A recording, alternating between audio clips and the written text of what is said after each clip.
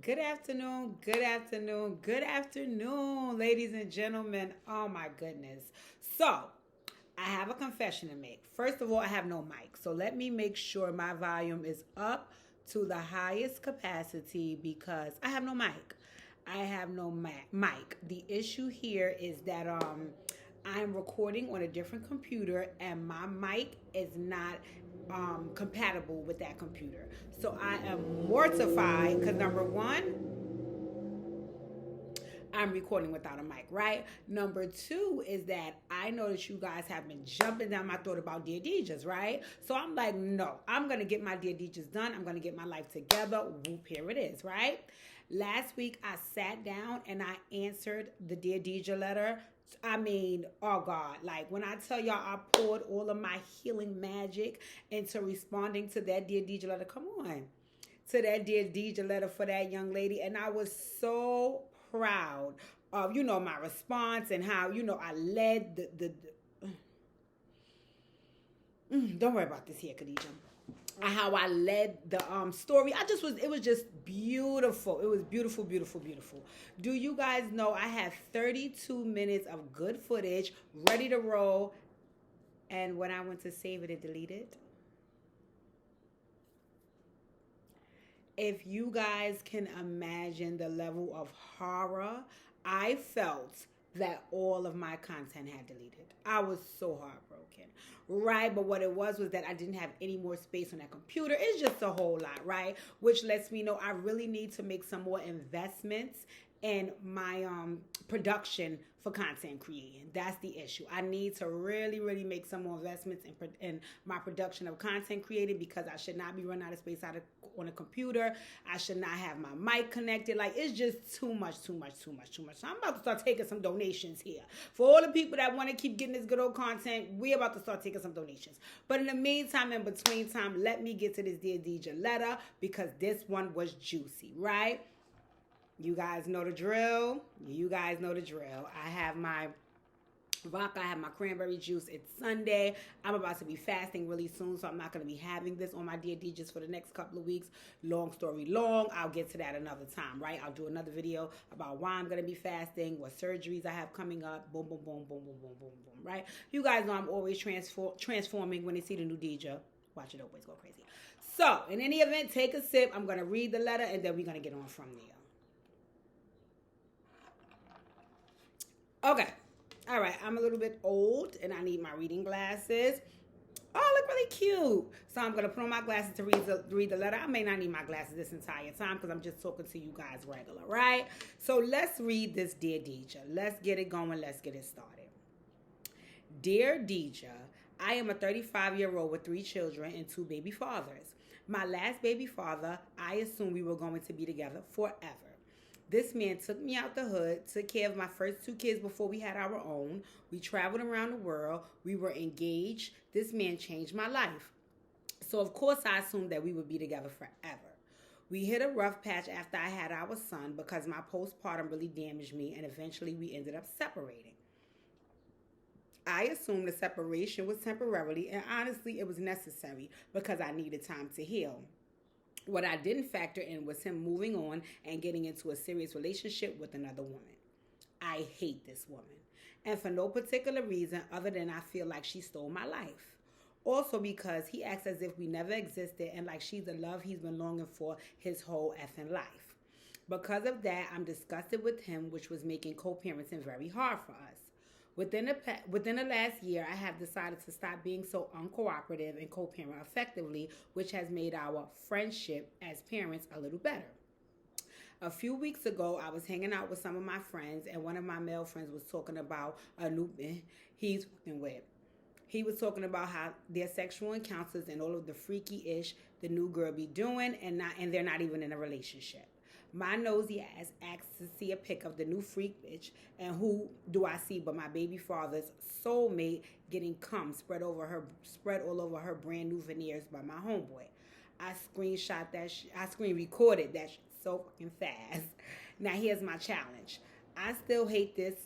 I feel like she stole my life, so I want to snitch so bad But I'm in fear that even if my baby father does leave her, Fred, he's so open off this bitch that he'll end up resenting me and I'll never get my old life back. I don't know what to do. Please help. Signed, Single and Salty. Okay. Let's try to heal up, wheel up, bring it back, come rewind, right? Let's take it from the top. First of all, let me congratulate you because it seems like you are in a really good phase of your healing journey and you're kind of moving forward past the postpartum issues and, recollecting yourself and getting your life back, right? So let me say congratulations because I do have a lot of friends and family who have been through this. And I know that it can be so overwhelming. What I also learned about it is that it can take place immediately after you have the baby. It can take place 2 years after you have the baby. It can last 2 years. It can last 3 months. Like, it's just a whole rigmarole when it comes down to the whole oh Lord, I gotta lay this here low. The whole postpartum piece. So let me say congratulations on getting on the healing journey and being successful at it. Because I know for a lot of women, it takes a toll on them. So again, let me send my congratulations, right? Second of all, let me also congratulate you again for being mature enough on your journey to be able to say, let me, let some of my issues go, or, let me stop taking them out on him and let me allow us let me create the space for us to be able to co-parent effectively. And I love the fact that it seems like you took ownership for the fact that y'all couldn't co-parent effectively instead of just being like, well, this is all his fault because he has a new woman or whatever the case may be. It was just like, no, we pretty much are not getting along because I this with him, and because of that, I'm moving and shaking the way I feel like moving and shaking. So I love the responsibility you took to say, listen, this is not working out because some of it is my fault, right? So congratulations on that. Let me say this, right? There's a quote that I love. Before we even get into that, let's backtrack, right? Why I do the Dear Deidre letters is because I wanted people to see what a one-on-one session in Operation Heal 100 Hearts would look like if you booked one, right? So if you booked the Operation Heal 100 Hearts session and you came to me with this whole scenario, I would more so have conversations with you as with any other participant about what you need to do. So I know a lot of times when people come to Healing Heart sessions, the first thing they want me to do is help fix their situation regarding someone else and something else. And I always have to share with people initially that is not what Operation Heal 100 Hearts does, right? What it does is it allows the person who has came forward and said they wanted to participate in this the opportunity to do some self-work so they can heal. Self-work is not about me helping you heal somebody else or me helping you get somebody else to do something else or me helping you get somebody else to understand. No. This work is not about anybody else but the person who came for the session, right? So the feedback that I'm about to give you about this situation, at first you're gonna be taken aback because you're gonna feel like, well, why is she only saying that everything is on me? When I just shared with her, it's 2 other people involved in this situation that was making my life miserable, right? And I just want to preface this conversation by saying the reason why I'm going to do that is because you're the person who wrote the letter. You're the person you're the person participating in the session. So you're the person that I'm going to have to speak with and about. I do not know your baby father. I do not know his new girlfriend. I do not know if they exist. I do not know if any of this is true. I'm just going by what you're sharing with me, so I have to give you some feedback on you. Okay? So let's start there, right? Again, I opened it up with congratulating you. I'm very proud that you was able to get through the whole postpartum piece. I'm very proud of you that you and your baby father are co-parenting effectively. Right? What I want to talk about is how to move forward regarding this other woman and this situation that will be best for you, right? Let's take a sip. It's a saying that my mom told me years ago, and I won't lie to you guys. If anybody knows my mom, Miss P, I live by her word like it's law, right? And it's a saying that she told me a long time ago, and to this day, that sticks with me, okay? And I want to share with you. The saying is, what's for you is for you, and all you have to do is be you to receive it. right? Let me repeat that. Write that down if you're listening to this. What's meant for you is for you. And the only thing that you're going to have to do is be you to receive it. And I say that because a lot of times when we're in situations, right? And this could be at a job even. You and somebody else will apply for a job, right? You will feel like you highly qualified. You know, you can compete with that other person. You actually have an advantage over that other person. You have a better skill set than them. You know, everything can be in alignment for you to get that job, right? In your opinion. But for some miraculous reason, you may not get that job. And I know when that happens, because it's happened to me a few times regarding situations, I get very flustered. Well, I used to, right? Until I started taking my mom's advice. I used to get very flustered, like, oh my God, I did everything, and I'm angry with the other person, I'm angry with the company, and this is you're being prejudiced and biased, and all of this nonsense I could go on with to place blame on somebody for the fact that I wasn't provided this opportunity. And I remember that happened to me in a few situations, not just with jobs. It happened in relationships. It happened in friendships. It happened in business opportunities. It happened a few times. And it's like, oh my God, I was passed up for something and it was given to someone else. And I would get so flustered and look for someone else to blame because I honestly felt like I deserved what I was missing out on. When I started to realize and take Miss P's advice that if I deserved what I thought I was missing out on, then I would receive it. It wouldn't be the whole looking to blame nobody else. It wouldn't be nobody else's fault. It wouldn't be nobody that could stand in the way because what's for me is meant for me. And all I have to do is be me to receive it. I think that what you said about your baby's father was some beautiful things, right? You said this man came along and to some degree saved and changed your life, right? I won't necessarily say saved, but I'll say changed because that's what you said, right? You said he came along, he introduced you to new things, he treated you beautifully. You guys went very, very far, your romantic journey. So that's a beautiful thing, right? And it seems like a love child was born from that. So that's even better, right? That's beautiful. That's wonderful. To God be the glory that was able to happen between the two of you, right? But then you hit a bumpy road. What I can imagine during the time that you and him were together, there was a lot of things that you were privy to. There was a lot of things that you probably learned, a lot of lessons. You probably grew a lot in that relationship to be the woman that you are today, right? And I think that had you never encountered your baby father, you could never be the woman that you are today, right? Because he helped assist along your journey, which is a beautiful, beautiful, beautiful thing. But being you is unique, right? And it's not identical to anybody else on this planet. So the reason why y'all had what y'all had for the time that y'all had was because it was meant for y'all to have it. But if something occurred and you guys had to separate temporarily, then that's something that the same way you could accept everything that came with being with him is the same way that you have to learn to accept everything that comes with you guys separating, right? And the reason why I use the word temporary because I don't know what the future holds. We're just talking about what's happened currently in the moment. And what's happened currently in the moment is the relationship has ended and he has moved on, right? And I feel like a part of you is holding on to what you had because you feel like you still deserve it. And I want to say this to you. You do. You do deserve to be loved and treated right and taken care of and having a partner that's wants to grow with you and love with you and romanticize you and give you all your heart's desire. You do deserve that. And truth be told, if you genuinely believe it in your heart, you will have it. But what you can't do is think that you can force yourself or be upset with anybody about who you don't have it with, right? So I'm not saying that all of the things your baby father exposed you to and all of the ways that he was a bad thing. It was a beautiful thing. And you can have that plus more if you choose to with anybody you decide to get in a romantic relationship with. It doesn't just have to be your baby father. It doesn't just have to be your baby father. You don't have to hold on to what was if it's not what's now.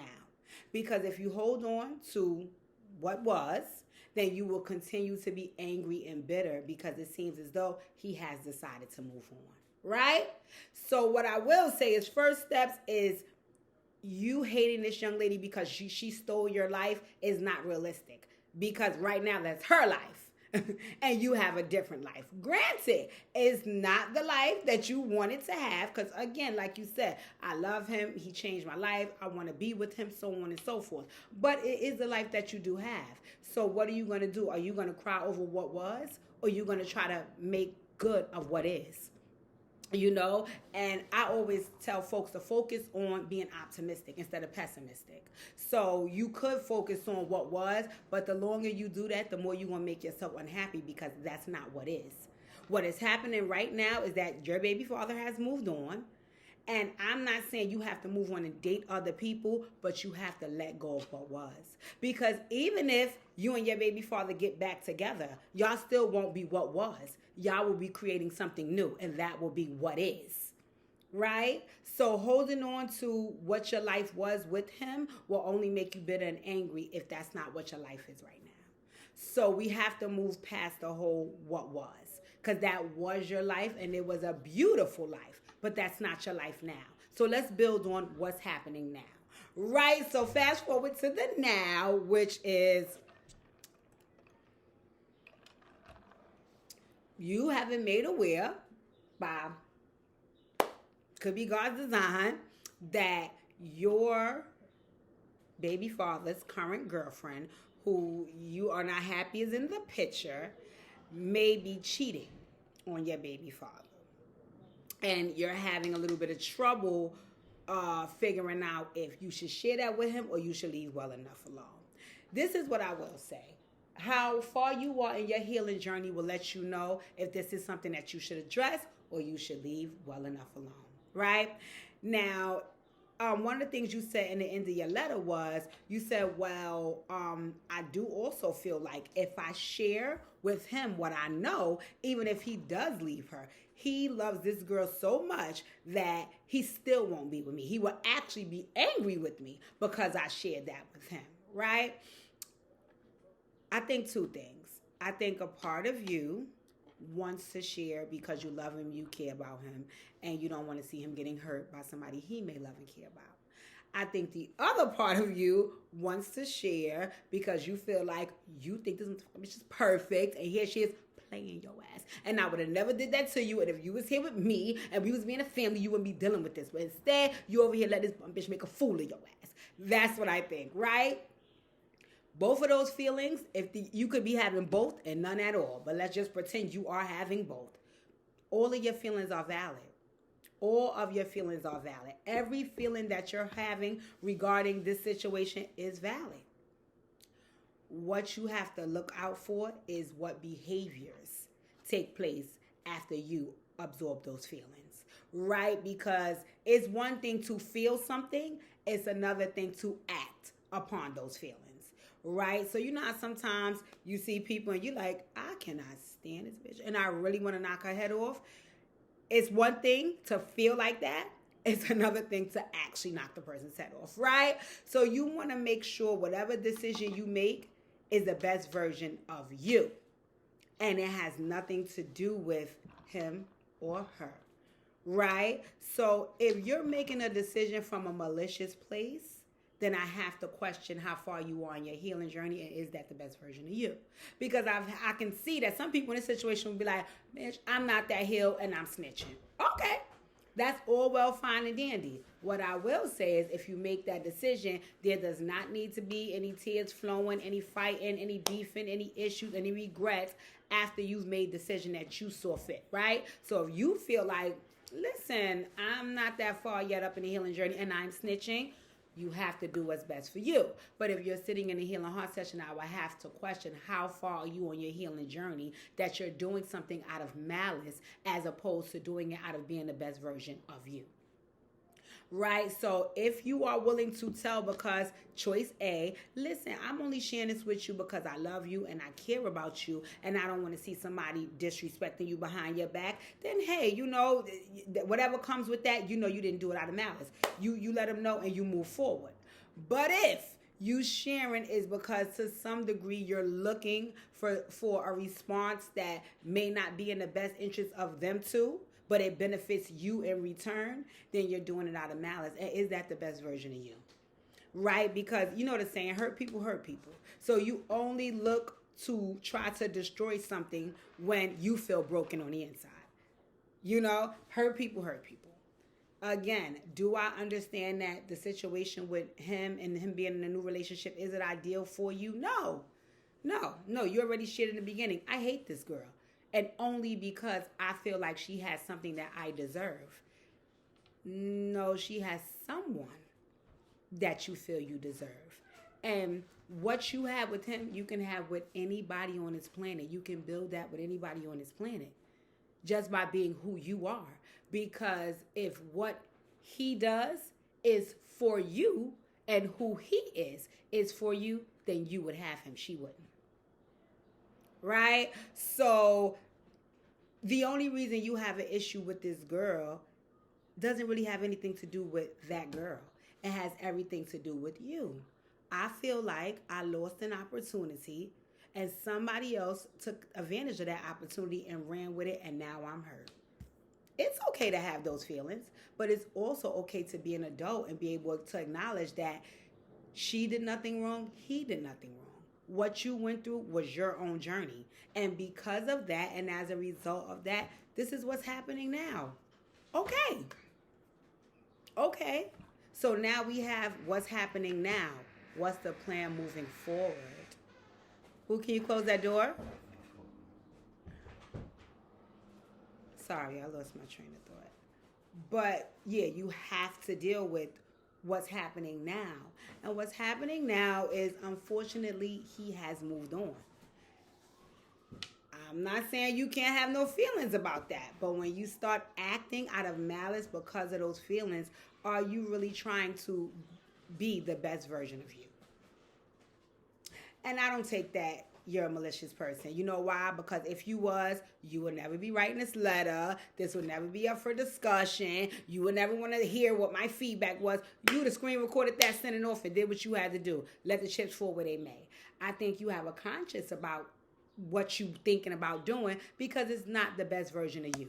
And I think that you're looking to hear that you're better than that, which is what I would tell you in the Healing Heart session. You are. You are. And I say that because whatever is meant for your baby father to know, whether you deliver that to him or not, he will find out. He will find out. You just have to make sure that you're not the person that went out of your way to try to hurt and destroy him because you feel broken on the inside as a result of a situation that you created. Right? And granted, I understand where you're coming from. You said, I went through postpartum. It's not like I intentionally tried to break up with him or hurt him or lead us to separating. I was growing through something, which is understandable. But as a result of what you were growing through, you guys separated. That's life. That happens. The goal here is for you to be happy and to be able to push forward and be the best version of yourself. Doing things out of malice and doing things to destroy or hurt and break people is not the best version of you. And I think that you are looking to be the best version of you. That's why you wrote the letter. That's why you even had a second thought about sending a damn video. Because anybody who didn't give a damn about this situation would have said, I don't need nobody to tell me nothing. I got the facts right here. I got the receipts. Boom, here you go. Look at your hoe. And let them do what they got to do. But I think that that's not what you want to do. I think you want to be the best version of yourself. And I think that writing this letter would help you to remain in that space of being the best version of yourself, because you actually said it works for you. If you pay attention to your letter, you said that when I was being mean and evil and so on and so forth, we couldn't co-parent effectively. But once I decided to, let that go and act like I had some sense, then y'all friendship got better. Y'all co-parenting got better. So that means that you look forward to being the best version of you. Why stop that now? Right? So I think, single and salty, I think that you have a lot of ammunition from what you were privy to, the video, but you also have a lot from this one-on-one session. And I think that you're going to make the best choice, and the choice that benefits you, and the choice that has you show up as the best version of you. If giving your baby father that video of his new woman and so on and so forth is the best version of you, then by all means, you know your baby father better than me. You know yourself better than me. So you do what you have to do. But in any event, if you know deep down in your heart that sending that video is malicious and hurtful and you're not doing it because you're coming from a good space, then that's not the best version of you. And I'm inclined to believe that you're trying to grow and be the best version of you. You have children. So it's time to start growing in that direction anyway. Right, so oh my goodness. I'm not gonna lie, I'm very, very annoyed. I will not lie. I am top tier annoyed about my last video because I feel like that feedback was better than this one. But in any event, I'm always good at handling hard sessions. So I think that any feedback that I gave is genuine, and I think that it does help to benefit the participants. So hopefully this gives you some choices and gives you some things to think about and allows you to see how you can show up as the best version of yourself, because that's all Operation Heal 100 Hearts is.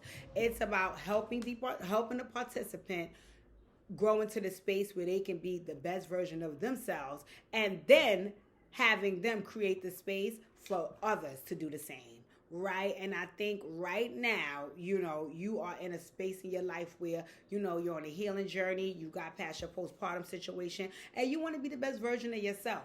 And when you start to say that, that's when the devil moves in, my dear. That's when the devil moves in. And it's crazy because I always tell people, it's not just the devil, right? It's also God. They're not working as a team, but sometimes they have the same goal. And the devil is here saying, you ain't going to do that. So let me press on you and lean on you because you ain't going to be no better person. You ain't got it in you. I know you fucked up. So let me show you. Boom. And he alley you the receipts. Oh, right here in my lap. But there's also God on the other side saying, you told me. You came to me and said that you prayed about it, because I know you did, and you spoke to me about it, and you said, I want to be a better person, and I want to heal, and I want to feel good about myself, and I want to be able to be the best version of me I can be. So now here's a situation presented to you where you can show me if you're serious about everything you said to me. Are you serious about healing? Are you serious about being a better version of you? Are you serious about co-parenting effectively and having a friendship with your baby father? If you're serious about these things, then you will make the right decision. And that decision doesn't involve you hurting and destroying somebody else maliciously. So, my dear, you have a choice to make. You have a choice to make. You have a choice to make. I can't make that choice for you. I cannot make that choice for you. The only thing that I can do is provide you with examples and give you feedback about what you share with me so you can make the best choice for yourself, because only you know what it means to be the best version of you. And I know for most of us, it's very, very hard to be that best version because we live in the real world. We live in the real world. So a lot of times people are telling you, be the bigger person and take the higher road. And you like, did you just see what I seen? And you want me to let that pass and take the higher road? No. And a lot of times lately I've been hearing, Michelle Obama had the quote, when they go low, you go high. And I've been seeing a lot of people say, well, I'm not Michelle Obama. When you go low, I go lower. Well, I'm Michelle. Only because, I feel like when you're the best version of yourself, you get your blessings. You see what you said. When I decided to stop being mean and evil and doing malicious things because I was unhappy with my baby father because he moved on, the moment I stopped doing those things and I started to heal and grow, we were able to develop a friendship and co-parent effectively for our children. That's what is most important. So if you were to continue to go low and low and lower and even lower by what you're thinking about now, then you continue to block your blessings. Why? When you have 3 children, you have responsibilities, and you have things to do. You don't have time to block your blessings, right? So I think that you're ready to be the best version of yourself. I think you're prepared to do the work. And I just think you need a little bit of reassurance that I know what I need to do to be the best version of me. So here it is. Like I said, I'm not giving you the answer. I'm just providing you with things to think about so you can find the answer and do what's best for you in this situation. So I'm prayerful. I'm prayerful, girl. I'm prayerful. I would love to hear, because that's what a lot of people do too. They write me letters and they go and get my feedback and go on about their life, right? I would love to hear the end result of this. I would love to hear how things worked out. I would love to hear if your baby father actually left this woman. I would love to hear if you decided to tell him. I would love to hear if he found out on his own. I would love to hear if you got your family back. I would love to hear if you're in a new relationship. I would love to hear something. Okay, so listen, if you just want to write me back anonymously, girl, I ain't listen to you. I did what I had to do, or I did. Please feel free, right? But I do appreciate you writing in. To all my folks that love Dear Deja, I love you guys too. Make sure you like, comment, share, subscribe. I'm going to continue to drop because I have a few Dear Dejas and letters in the vault that I read out loud and didn't give responses to. So they're on the way, right? Thank you guys for writing in. Single and salty, I would love to hear what the outcome of the situation was, and hopefully I'll get to see you soon for an in-person one-on-one session. God bless you. God bless your situation. And like I tell everybody, YouTube gonna retire me if my man don't first. See you soon.